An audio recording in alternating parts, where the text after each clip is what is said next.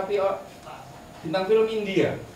Itu kan broadcast terus kemudian rame kan, ternyata hoa, ternyata itu bukan hoa, ternyata itu hoa ya, seperti itu. Nah, kemudian saya menulis di QTime, menulis kemudian kuasa gelap jilbab dan apa namanya para aristokrat, para perempuan aristokrat kerajaan Arab gitu kan. Saya mencoba melacak ini jeluntrungannya kayak apa gitu kan. Karena saya juga punya anak perempuan, punya istri perempuan, ya istri perempuan. Oh, belum tentu. Kalau kalian concern di soal gender dan seksualitas, perempuan bisa jadi ia yang disebut sebagai bottom, jenis kelaminnya laki-laki, tetapi identitas gendernya adalah perempuan. Bisa juga perempuan itu femme dalam relasi buji yang di lesbian. Sorry, bukan iya femme ya. Jadi kalau di lesbian itu yang berperan sebagai perempuannya.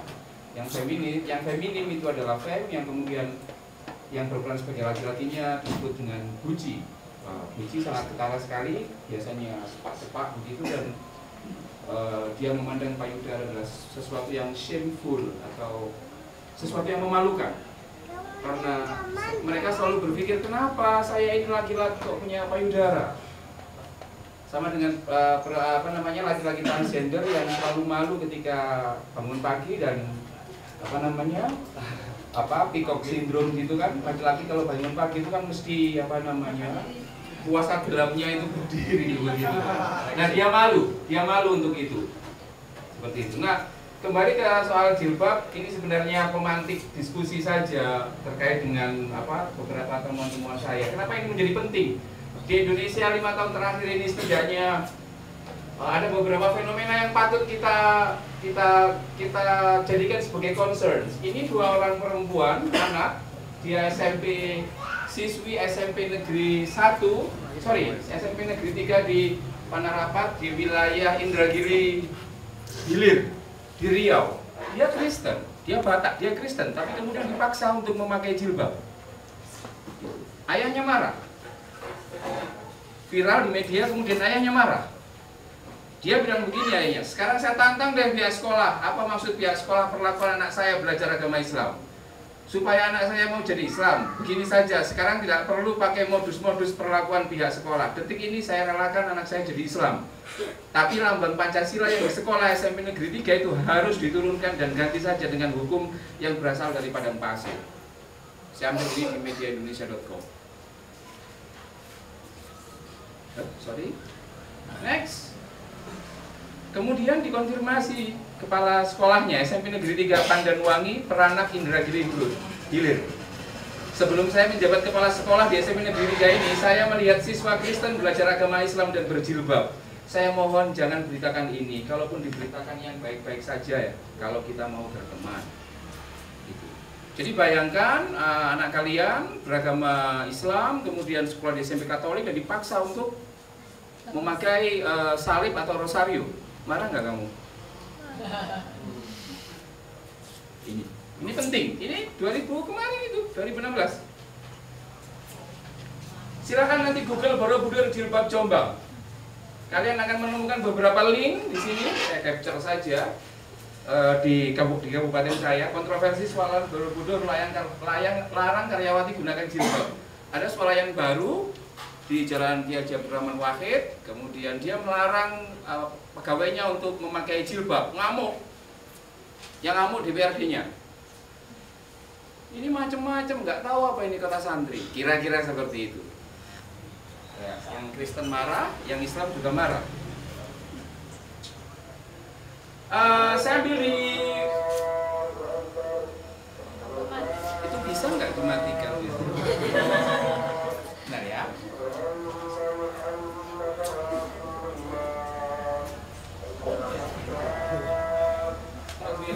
Fail, relatif C.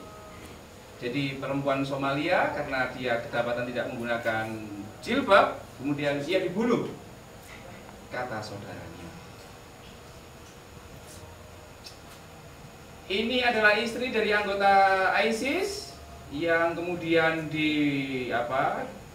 diajukan ke pengacara di New South Wales di di daerah Australia sana, dan dia nggak mau disuruh membuka jilbab. Jadi ketika dibawa ke pengadilan kan diidentifikasi, bener nggak namamu Naila misalkan, oh ya nama saya Naila, kita cocokkan, oh nggak bisa. Jadi seperti itu. Ini ada yang pernah tahu istilah honor killing? Honor killing itu membunuh untuk penghormatan, membunuh karena kehormatan. Jadi di beberapa wilayah di mana Islam itu menjadi regulasi, misalkan di Pakistan itu ada istilah honor killing. Kalau di sini itu, kalau kamu mempermalukan keluarga, maka kamu layak saya bunuh. Di Pakistan, Aksa Parvez ini punya 8 anak perempuan. Dia tinggal di Toronto, Kanada. Semuanya patuh kecuali satu. Yang satu itu mungkin karena dia suka mengakses MTV dan lain sebagainya, dia kemudian menjadi anak sekarang. Nggak mau pakai jilbab, kemudian pakaiannya ya kayak gini-gini lah. Generasi Z seperti itu. Dikasih tahu sekali, 2 kali nggak mau, akhirnya dia bilang kamu mempermalukan orang tua. Sah saya bunuh. Dia dibunuh. Urusannya gara-gara dia soal jilbab saja. Ini yang rame pernyataan Mendagri soal jilbab di Aceh. Jadi jilbab kemudian diperdakan di wilayah Aceh itu, dan rame sekali ketika kemudian mulai disoroti oleh banyak pihak karena ada regulasi yang mewajibkan itu. Kemudian FPI rame, MUI rame, dan semuanya rame, dan kemudian Mendagri membantah dirinya akan mencabut perda jilbab itu sendiri. Ini saya dan anak saya. Ini omongan embongan, saya kutip. Jika ada daging tidak ditutupi, lantas digondol kucing, yang salah kucingnya atau yang punya daging? Kamu mau dianggap kucing? Nggak mau. Ini kan yang gondol kucing kan? Ini yang gondol dagingnya. Ini selalu direproduksi untuk mengintimidasi. Kalau saya ya, perspektif yang anti patriarkal itu selalu direproduksi terus menerus supaya perempuan itu rendah diri. Nek bojo cepot, ojo disalahno lho ya ono apa-apa. Selalu dikutip itu terus. Nah, ini seringkali diomongkan juga misalkan di jamaah tabligh, terus kemudian di pengajian-pengajian seperti itu. Kamu sudah menstruasi, harusnya pakai jilbab. Tubuhmu harus ditutupi, aurat. Omongan A atau putrinya. A itu Amiros, istri saya. Kepada dia. Kamu bisa lihat nanti di Facebook siapa istri saya. Kamu nyamannya seperti apa? Mau jilbaban monggo, gudulan monggo. Omongan A-aan kepada anaknya. Jadi kami di rumah itu saling perang perang pengaruh. Saya ingin mengatakan bahwa ini adalah soal yang sangat personal. Jadi kalau kemudian seorang peneliti itu harusnya berjarak dengan objek yang ia teliti, saya tidak. Saya ingin mengatakan sesuatu yang genuine saja. Ya akhirnya kalau ibunya nggak ada, dia nggak pakai jilbab. Ya memang seperti itu. Kalau ibunya ada yang pakai jilbab. Keluar biasanya pakai kalau hotpan tidak, ya pakai celana ini. Dan saya kan suka mengamati. Dia kemudian menjadi minder kalau dia tidak menggunakan jilbab. Makanya saya benar-benar benar-benar terkesima dengan soal jilbab ini. Bisa loh orang yang yang awalnya pakai jilbab terus kemudian melepas untuk tidak jilbaban, itu susahnya minta ampun. Kamu bisa cek Facebooknya Laili Anissa, dia adik saya. Sekarang dia ambil S2 di UGM, dia sejak kecil pakai jilbab, kemudian dia belajar feminis dan lain sebagainya, muter gak karu-karuan, nyopot jilbab itu aja mikirnya itu sudah 2 bulan. Baru kemudian dia mau pakai jilbab, copot jilbab, terus fotonya diposting, fotonya dikirim ke WA saya. Gimana? Cantik kan? Oh cantik. Kalau yang ini cantik nggak? Oh tak terkalahkan. Saya bilang gitu. Terus saya bilang, boleh nggak saya upload di Facebook? Oh boleh. Lalu kemudian keluarga besar menjadi gembala. Ini gimana? saya dorong dia menjadi otoritatif pada tubuhnya sendiri. Saya ingin katakan begini, saya setuju dengan Fatima Mernissi. Dia mengatakan bahwa jilbab dalam Islamic civilization itu kata kunci, Pak. Jadi jangan dianggap remeh ya soal jilbab itu. Mernissi itu menyamakan soal jilbab dalam kebudayaan, peradaban itu sama krusialnya dengan konsep dosa dalam kekristenan. Kamu ngerti konsep dosa dalam kekristenan? Yesus datang itu untuk menebus dosa. Jadi kalau dosanya itu dihilangkan, maka sebenarnya kan begawe apa kemudian Yesus datang. Itu sebabnya konsep dosa dalam kekristenan itu sangat krusial. Sama dengan konsep syahadat dalam Islam, itu sangat krusial. Atau kemudian konsep kredit dalam dunia kapitalisme itu. Kapitalisme itu kan selalu ngomong soal utang dan penambahan modal. Utang dong, seperti itu. Nah, saya akan mengajak kalian jauh sekali abad ke-12 sebelum Masehi. Ini yang berhasil saya retrieve ya hukumnya ya. Di Middle Assyrian Law ini adalah perda undang-undang di bangsa Assyria Tengah. Ini mohon dipastikan ya, ini sebelum Masehi ya. Sebelum Masehi. Saya tidak tahu bagaimana tiba-tiba kemudian ada klausul yang mengatakan hanya perempuan merdeka dan putri-putrinya yang boleh memakai penutup kepala di wilayah publik. Perdanya bilang begitu. Gundi, ngerti gundi kalian? Apa? Gundi itu bisa diencuk tapi tidak wajib untuk dinikahi. Gendaan. Gundi, konkubin. Kalau konkubin itu kalau dalam bahasa Inggrisnya. Gundi, pekerja seks umum. Namanya kalau bahasa Inggrisnya harlot. Pekerja seks umum maupun pekerja seks kuil. Ngerti pekerja seks kuil? Pekerja seks kuil dulu itu begini. Ada masjid gitu ya, karena butuh duit, kemudian dia mempekerjakan perempuan untuk menjadi menjadi prostitut dan kemudian takmirnya menjadi germonya. Jadi 20% dari setiap booking itu kemudian masuk ke kuil untuk membangun. Itu yang namanya pelacur kuil itu yaitu, atau kalau dalam istilah lama itu namanya kades. Kades itu untuk prostitut laki-laki, kadesya itu untuk prostitut kuil perempuan. Atau biasanya disebut dengan pelacur bakti. Gundik, pekerja seks umum maupun kuil terlarang, memakai penutup kepala. Jadi tidak boleh. Yang boleh untuk menggunakan penutup kepala hanya perempuan-perempuan merdeka. Perempuan merdeka itu upper class woman. Kalian lah yang bisa sekolah dan bisa kuliah itu upper class woman. Itu boleh pakai ini.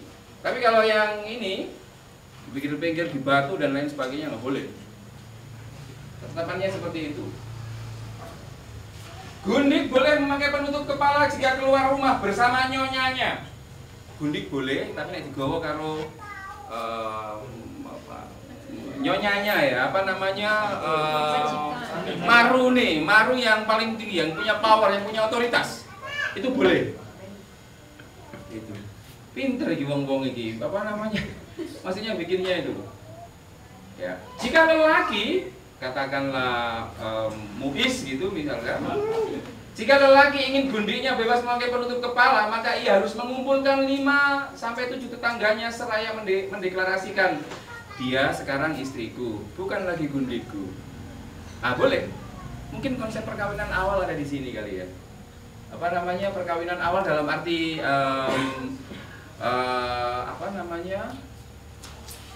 perayaan mantenan itu di sini, persaksian publik.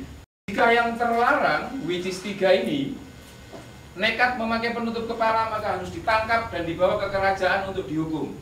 Bajunya yang terlarang ini boleh dan menjadi hak penangkapnya.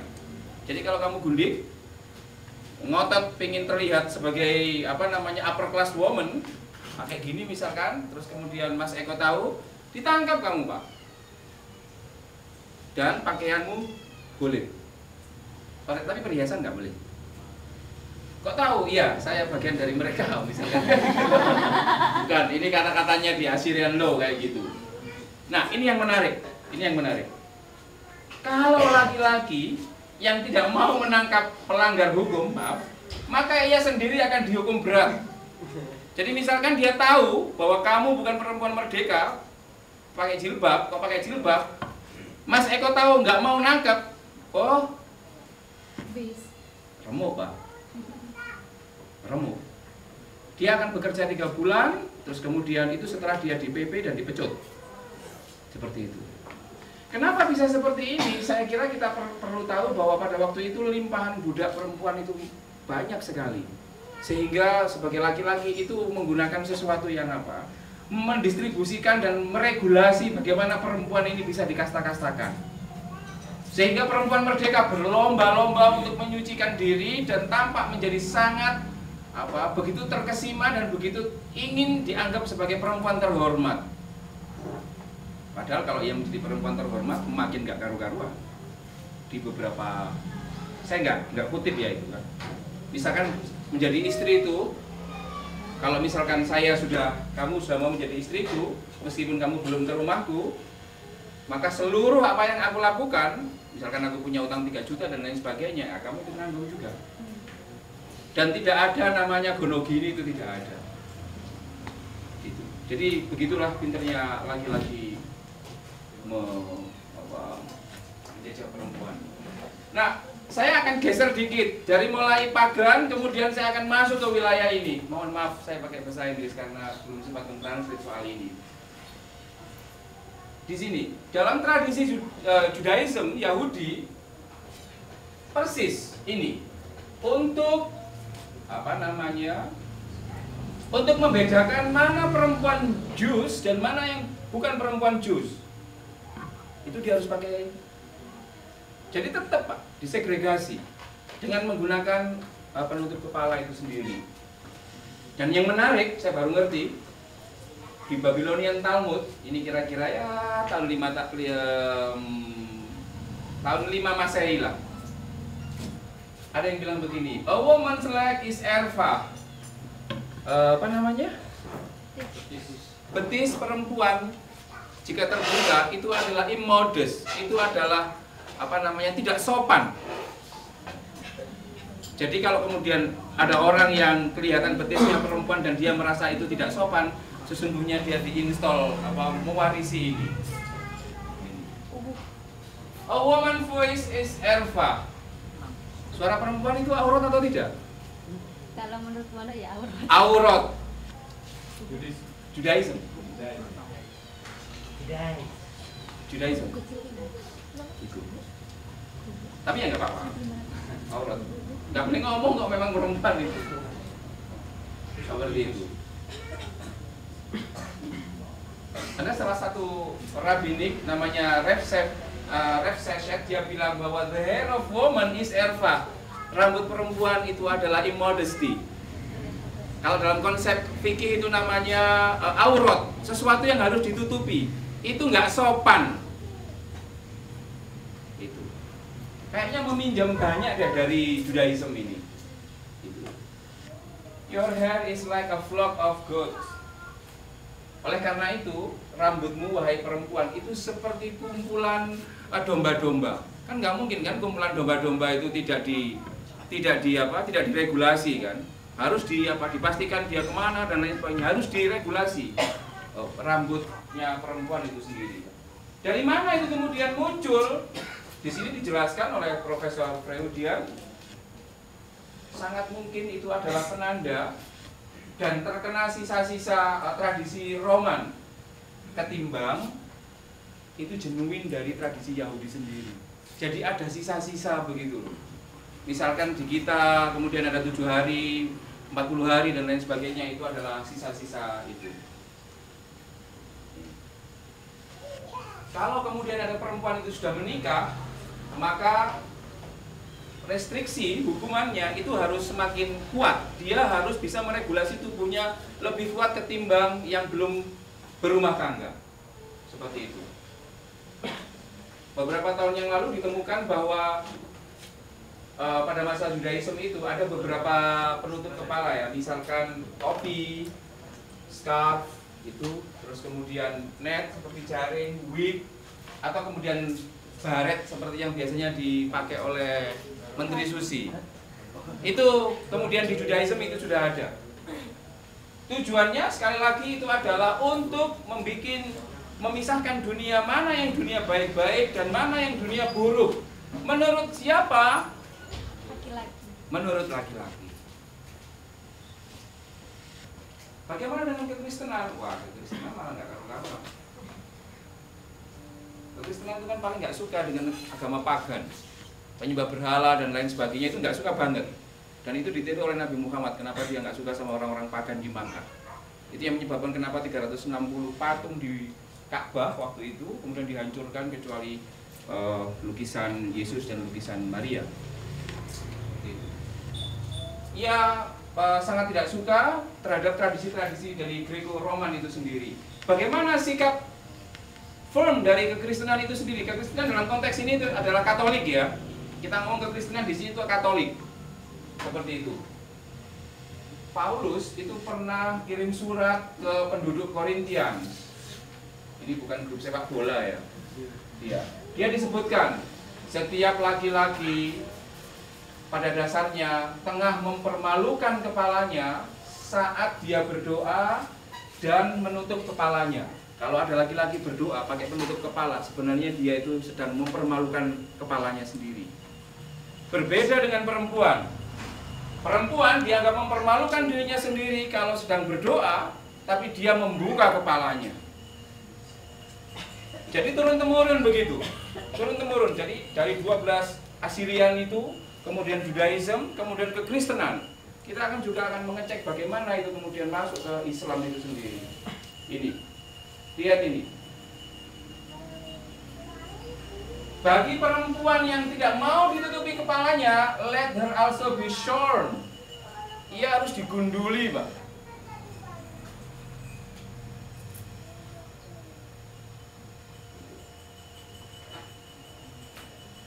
Dan laki-laki tidak perlu menutup kepalanya. Karena apa? Karena, lihat betapa kuatnya dominasi laki-laki menurut kata Paul, because he is the image and the glory of God. Karena pada dasarnya laki-laki itu adalah perwujudan dari Tuhan itu sendiri. Karena dia superior, maka dia tidak perlu menutup kepalanya.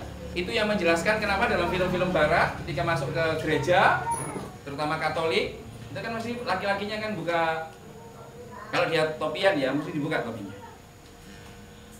Di beberapa tempat perempuan itu juga ada veilnya seperti itu. Nah, di sini ditegaskan bahwa laki-laki akan membuka kepalanya, perempuan tidak membuka kepalanya. Dari mana kekristenan itu mendapatkan warisan itu? Apakah itu mengambil dari Jewish? Tidak, dia mengambil dari tradisi Roman. Karena bagaimanapun Yahudi itu adalah antitesa dari kekristenan itu sendiri. Di samping itu juga kekristenan menganggap bahwa tokoh-tokoh yang perawan-perawan suci, misalkan itu selalu mencitrakan dirinya itu menggunakan penutup kepala perempuannya, misalkan suami istrinya Julius Caesar dan lain sebagainya. Bagaimana dengan di Islam? Saya melacak cuma ada tiga term dalam Al-Quran. Saya ngomong Al-Quran aja deh. Nanti kalau hadis kita nanti bisa gegeran, tapi nggak apa-apa, nanti bisa kita diskusikan. Jilbab, hijab, dan himar. Saya melacak ini. Kalian mesti hati-hati di sini. Jangan pernah melakukan sesuatu yang kalian nggak bisa pahami. Gitu. Jangan pernah membaca sesuatu tapi kalian tidak pahami. Jadi kamu mungkin sudah khatam ratusan kali mungkin ya, ratusan kali Al-Quran itu, tetapi apakah tahu artinya? I don't think so. Gitu. Hijab yang pertama. Ini ketika ceritanya Maryam. Fatafat bintu minhim hijaban farsalna ilaiha. Maka ia mengadakan tabir, ia ini Maryam yang melindunginya dari mereka. Lalu kami memutus roh kami. Jadi ketika mau dibuai, Maryam itu kemudian dia memisahkan diri dari keluarganya dan dia menutup tirainya. Dia lagi mufarokoh. Kan dicerita dalam Maryam itu kan dia memisahkan diri kan dari keluarganya, terus dia hidup sendiri di gubuk. Nah, pada waktu ia menutup tirai itu, kemudian malaikat Jibril itu datang. Dari mana kamu kok tahu seperti itu? Ya kamu baca tafsir. Seperti ini. Jalaluddin As-Suyuti dalam Asbabun Nuzul pernah bilang seperti ini. It is impossible to understand the verses of Quran without reading Qisas. Nggak mungkin kalian itu ngerti Al-Quran. Itu katanya Jalaluddin As-Suyuti ya. Nggak mungkin kamu ngerti Al-Quran itu tanpa membaca tafsir dan kisah-kisah yang melatar belakangi itu. Diwaca lan-lanan, bingung dan garai mangkel dan baper, Pak. Ini wadah nih ngomong. Coba aja kamu baca aja satu teks, kemudian kamu, ini maksudnya apa? Kamu pasti bingung. Pasti. Kok kamu kiaimu aja bingung? Terus pokoknya dibaca saja, nanti nggak dibaca kan dapat pahala. Ya, nggak apa-apa sih. Ini teks yang pertama. Artinya apa? Hijab dalam konteks ini itu adalah tabir, tirai. Rotok, tirai.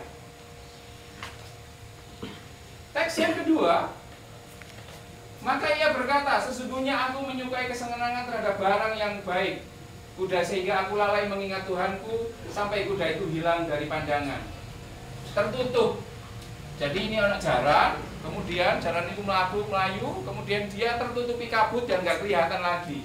Disebut di sini adalah kata tawarat bil hijab. Kalian harus paham apakah ada perintah yang spesifik dalam Al-Quran itu yang mengatakan you harus menggunakan hijab atau yang lain. Nanti kita akan terus ini ngomong soal hijab dong loh ya. Hijab ada 7 ayat. Selanjutnya di sini mohon bersabar, dan apabila kamu membaca Al-Quran niscaya kami adakan antara kamu dan orang-orang yang tidak beriman kepada kehidupan akhirat suatu dinding yang tertutup. Allah bilang besok itu di akhirat orang yang beriman dan tidak beriman itu akan dipisah dan akan ada dinding tebal seperti dinding yang memisahkan antara perumahan dan perkampungan. Nah kira-kira gitu. Tapi ini imajiner Pak, hijab. Next. Ini hati kami berada dalam tutupan yang menutupi apa yang kamu seru kami sepadanya, dan telinga kami ada sumbatan, dan antara kami dan kamu ada dinding, maka bekerjalah kamu. Ini untuk memisahkan bahwa mana orang yang beriman dan mana yang tidak beriman dalam konteks etis, tidak dalam konteks sesuatu yang berkaitan dengan jilbab itu sendiri. Ini Asyura. Di belakang tabir, hijab di sini, dia bilang seperti ini. Dan tidak mungkin bagi seseorang manusia pun bahwa Allah berkata-kata dengan dia kecuali dengan perantara wahyu atau di belakang tabir. Allah menceritakan bahwa salah satu cara untuk dia mendeliver dari wahyu itu adalah, ngerti ceritanya Nabi Musa waktu dia semaput di Gunung Sinai? Saya itu ingin ketemu sama Tuhan nih, bagaimana nih? Kemudian dia semaput ya, ketika Tuhan jedor gitu kan, kemudian dia semaput karena dia tidak sepadan dengan Tuhan itu sendiri. Jadi wahyu itu di deliver itu dengan cara-cara di belakang tabir itu sendiri. Ini surat Al-A'raf ini itu. Dan di antara kedua penghuni surga dan neraka ada batas. Ia ingin mengatakan, beda Pak, ada yang sekolah negeri, kalau ada yang sekolah swasta, beda, ada batasnya. Seperti itu. Di hijab yang terakhir, ini yang sering kali dikutip oleh beberapa kiai-kiai maupun di televisi tentang wajibnya untuk memakai hijab. Ya ayyuhalladzina amanu la tadkhulul buyutan nabi ayu dinalakum. Hai orang-orang yang beriman, janganlah kamu memasuki rumah-rumah Nabi kecuali bila kamu diizinkan untuk makan dengan tidak menunggu-nunggu waktu masak. Tetapi jika kamu diundang, maka masuklah, dan bila kamu selesai makan, keluarlah kamu tanpa asik memperpanjang percakapan. Sesungguhnya yang demikian itu mengganggu Nabi lalu Nabi malu kepadanya untuk menyuruh kamu keluar, dan Allah tidak malu menerangkan yang benar. Apabila kamu meminta sesuatu kepada mereka, kepada istri-istri Nabi, maka mintalah dari belakang tabir. Kalian ngerti cerita apa ini? Ceritanya dulu itu Nabi Muhammad itu menikah dengan Zainab binti Jahash. Zainab binti Jahash itu adalah mantan menantunya. Cantiknya minta ampun, kata Ummu Salamah itu great beauty. Lalu kemudian rame menyelenggarakan pesta, ngundang seluruh orang di Madinah. Wes bengi makan itu, ternyata ada 3-4 orang di pojokan itu nggak mulai-mulai, Pak. Nabi ini iki wis wae bengi gak mulai gitu kan.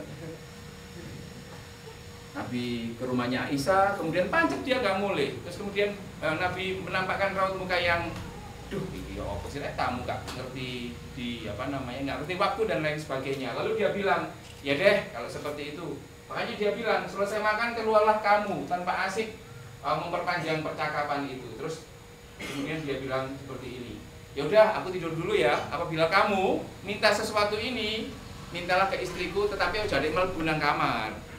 Tetap ya todok-todok, Mbak, kopi, misalnya kayak gitu.